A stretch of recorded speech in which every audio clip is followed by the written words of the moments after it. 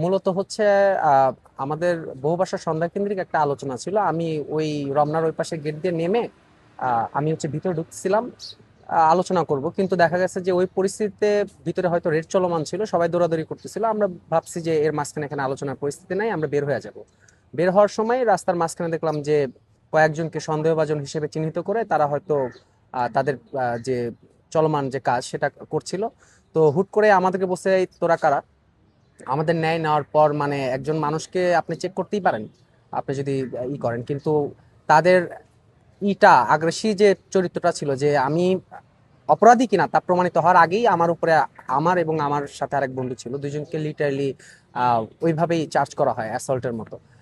তো পরবর্তীতে আমি নিজেই ব্যাগ চেক করতে দিই, আমার বন্ধুরা চেক কিছু পায় না। পরবর্তী সময়ে বিষয়টা এরকম হয় যে আমি কেন আসলে তার সাথে এভাবে কথা বলতেছি।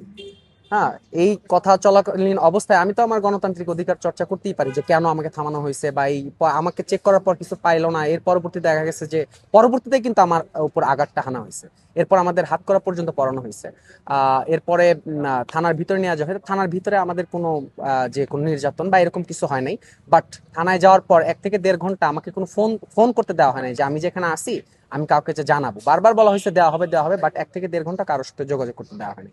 পরবর্তীতে 1-1.5 ঘন্টা পরে আমি যোগাযোগ করতে পারি। পরবর্তীতে যাওয়ার পর আমি চলে আসি, ঢাকা মেডিকেলে যাই, আমি প্রাথমিক চিকিৎসা নিই। পরবর্তীতে আমি বাসায় যাই। আপনাকে সেখানে আঘাত করা হয়েছিল কিনা?